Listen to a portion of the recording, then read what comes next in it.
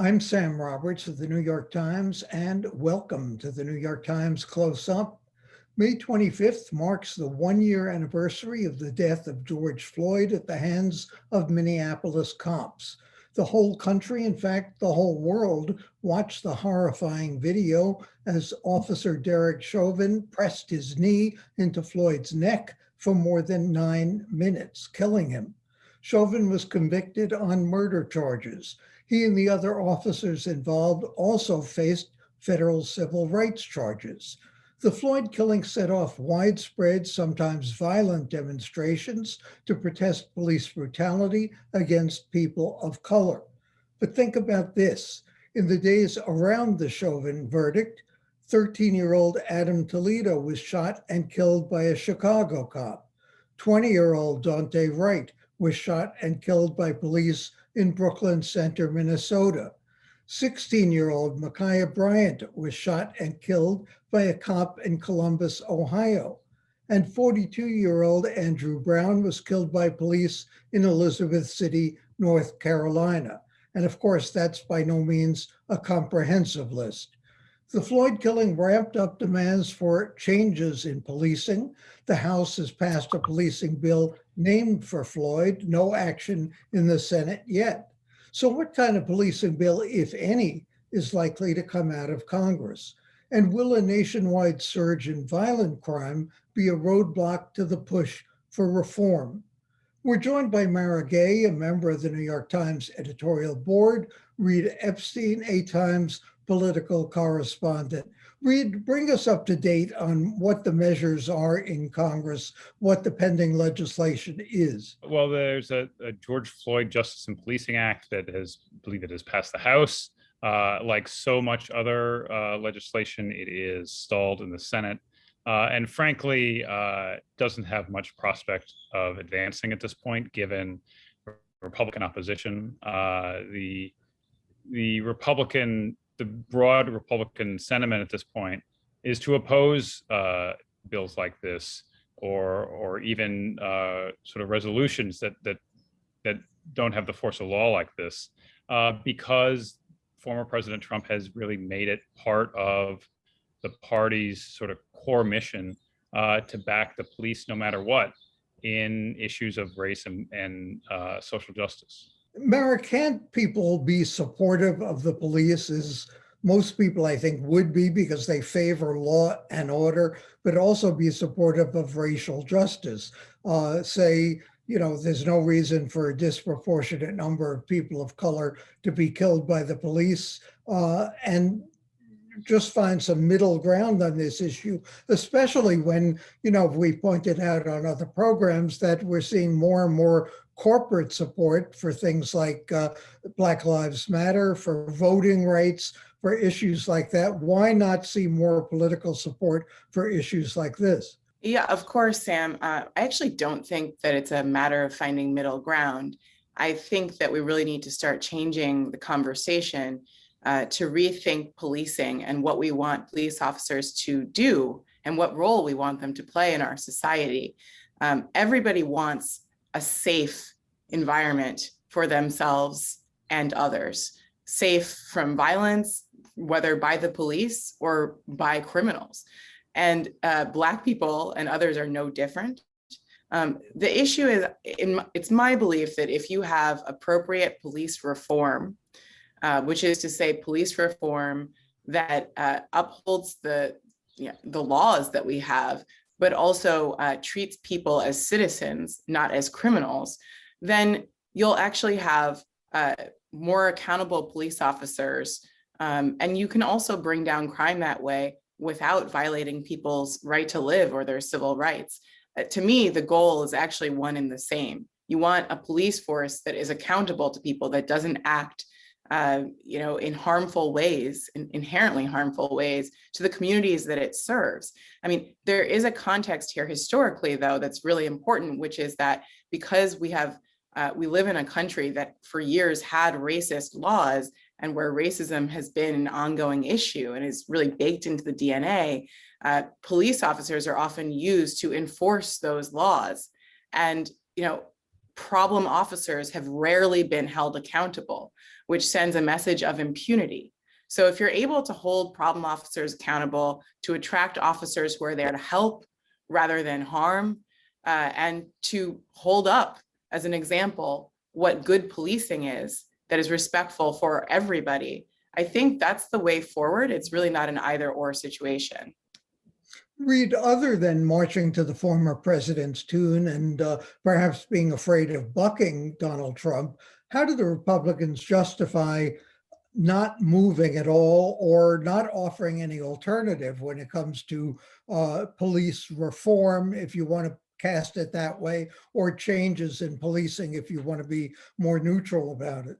Well, Sam, I was in rural central Wisconsin last week working on a story about a community there that is dealing with a lot of these types of issues. It's a 90% white county where the community is divided over just the mere question of adopting a resolution to proclaim that it's a community for all people.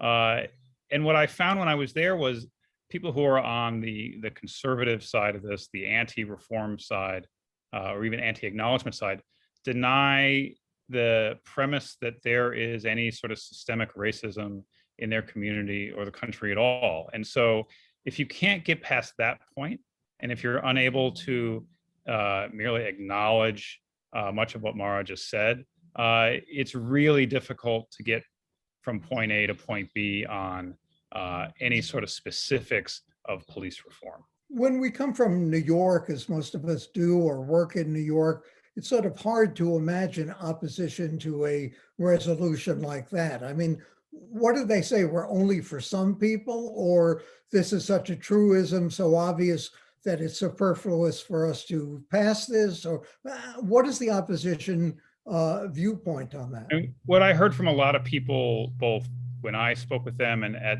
a 3-hour and change county board meeting I went to, was something along the lines of, I worked hard, I got what I have. Any sort of historical issues like slavery are not my fault or my problem.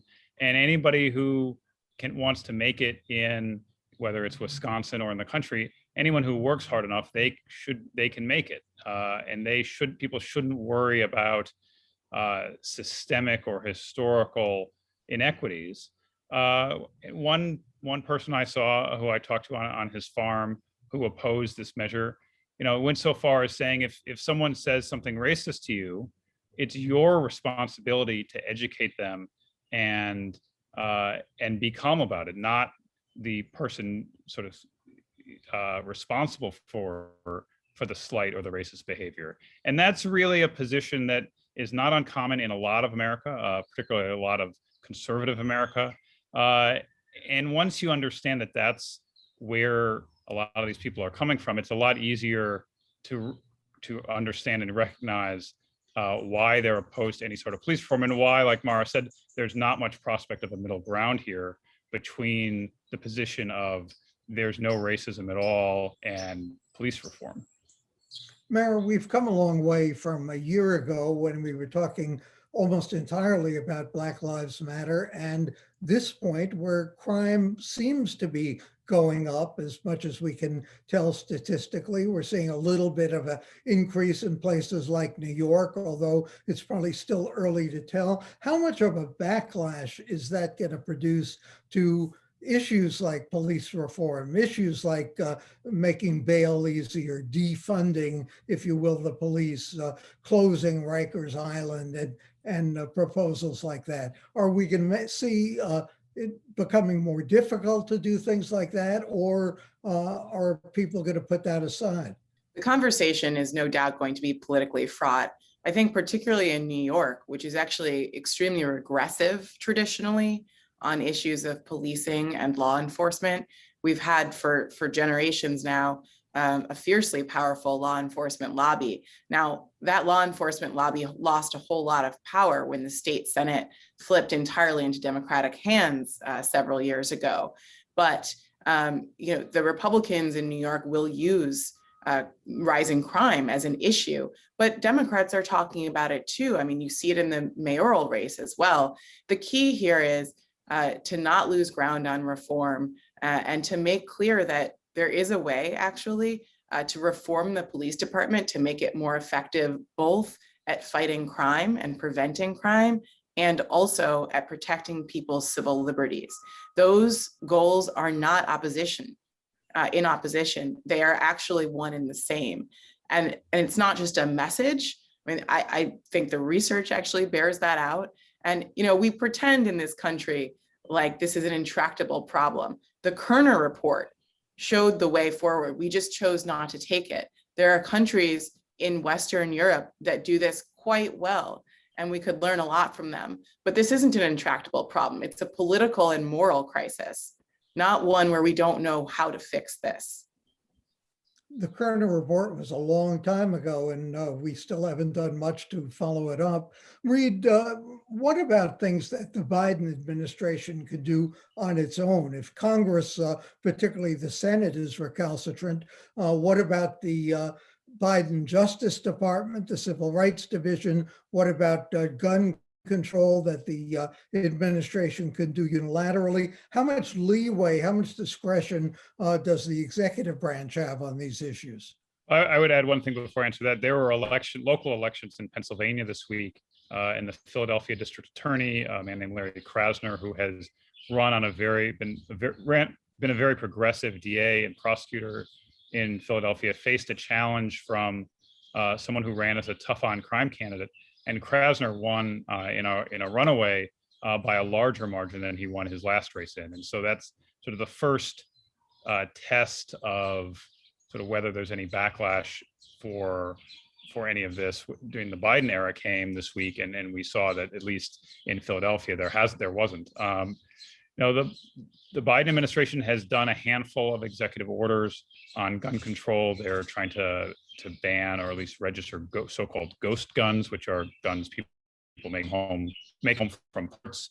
But what everyone in that world has said is it's going to take legislation to make a significant dent in gun violence in the United States. It will take not just background checks, but frankly, it'll take some sort of a prohibition on specific types of mass casualty weapons. And that, frankly, there is not a political appetite for that at the moment. Certainly, there's not 60 votes in the United States Senate for that. There may not even be 50 votes in the United States Senate for measures like that. And so there's a long way to go before we see sort of a commensurate federal response to the level of gun violence that we have seen in this country, not just in the last year or so, but over the last generation. I was in a sophomore in college when Columbine happened, and which was sort of the beginning of our sort of mass shooting era in the United States. And nothing has been done in the 23 years since then at the federal level to diminish or stop gun violence in that time. And it's not as if the people who have studied this don't know what the problem is or don't know how to fix it, but for the same reasons that we have seen it's difficult to pass police reform, it's that there's not much middle ground on this issue. The right has made opposing any sort of gun control measures totally forbidden in their primaries and in their politics. And if you start from that perspective, there's not much room to compromise. Mara, and quickly, if there are 2 or 3 things realistically that we would like the federal government to do on police reform, gun safety, what would they be? Qualified immunity for police officers. We should end that, in my opinion. And I think actually that we should really demand and require every police force or governing agency, whether it be a county, a city, a state, to put forth plans for police reform and what's going on in their locality and submit them to the DOJ, because I think it's clear that the issue is nationwide. And how very quickly in a sentence, how do we define police reform? Reform would be improving policing and making it fairer for everyone, including racial minorities. Fair enough. Mara Gay, Reid Epstein of the New York Times, thank you so much for joining us. And coming up next, the countdown to the Democratic mayoral primary.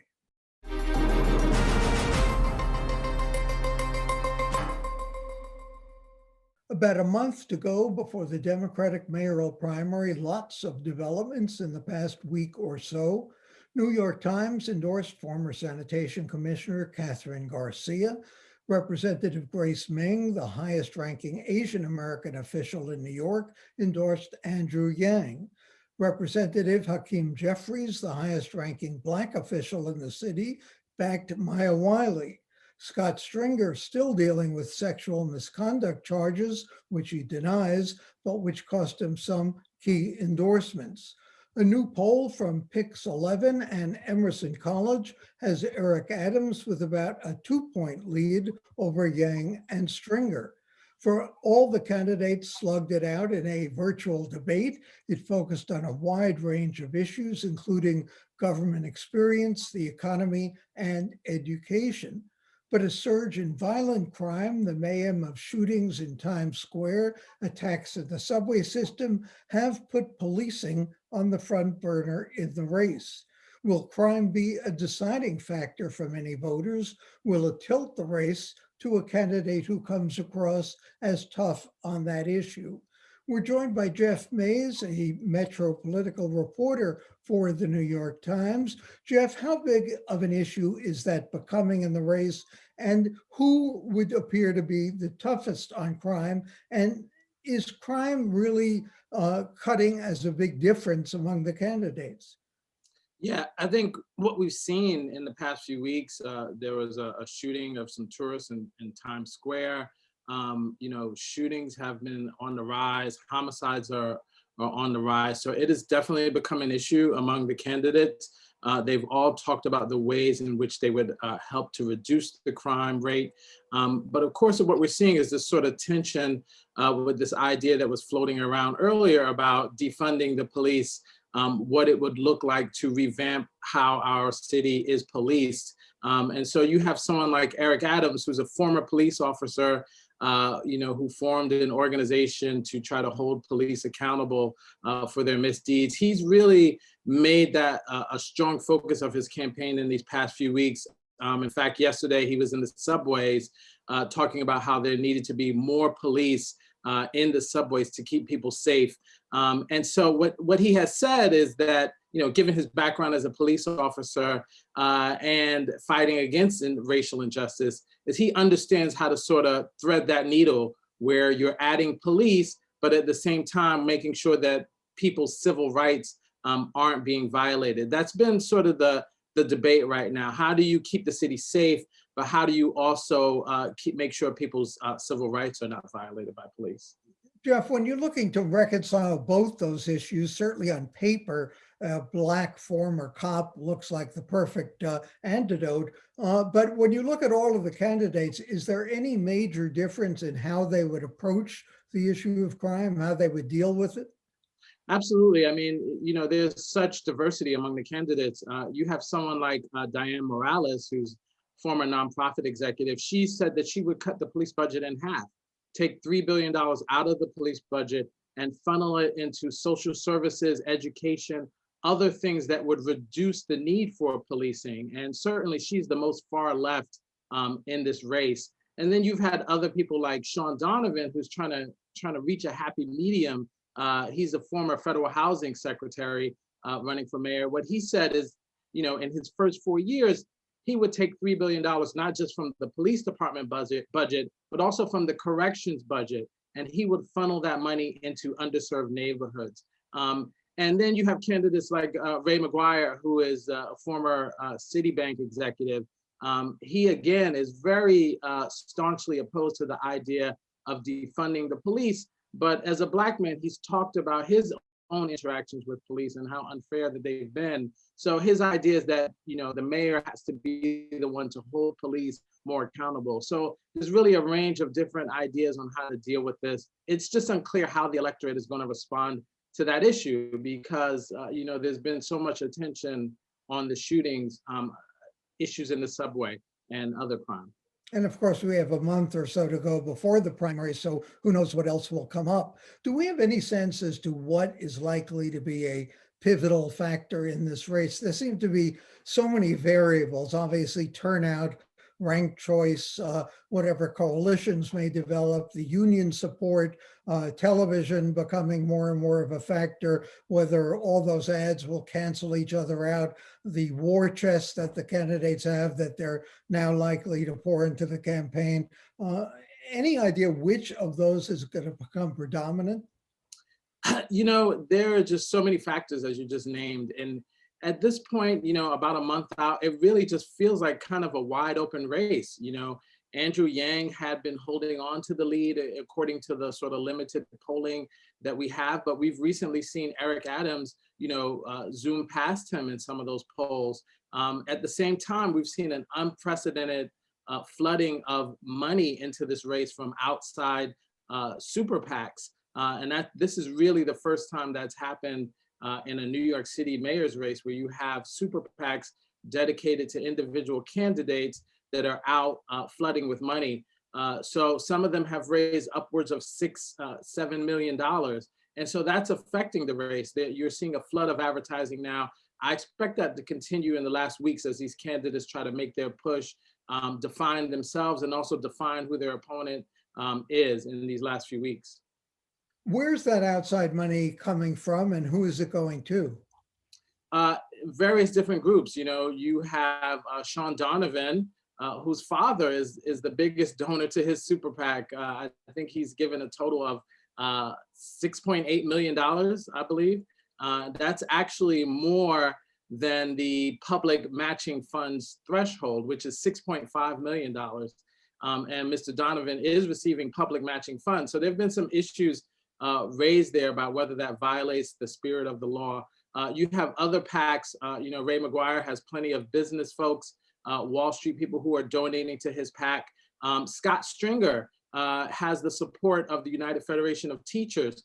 They've donated at least $1 million to a PAC that is putting out commercials about Scott, trying to help him recover from the sexual assault allegations. So, you know, you have a strong combination of business communities, education, labor. They're all funding these PACs in a way that we haven't seen before.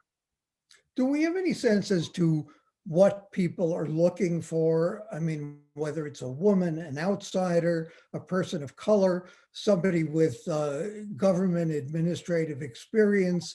I mean, is there one quality that's going to stand out in this campaign? It's so hard to tell, really, where the voters are. You know, all of the candidates have made those different cases. You know, someone like Andrew Yang, one of the things he said is that he's an outsider. He's not beholden to people. He's open to doing things differently. But that's led to charges that, you know, maybe he doesn't understand city government as well. Sean Donovan has been leaning heavily on his federal experience working for President Obama as the housing secretary and the budget director, you know, and also as a former city housing commissioner, saying he understands how things work.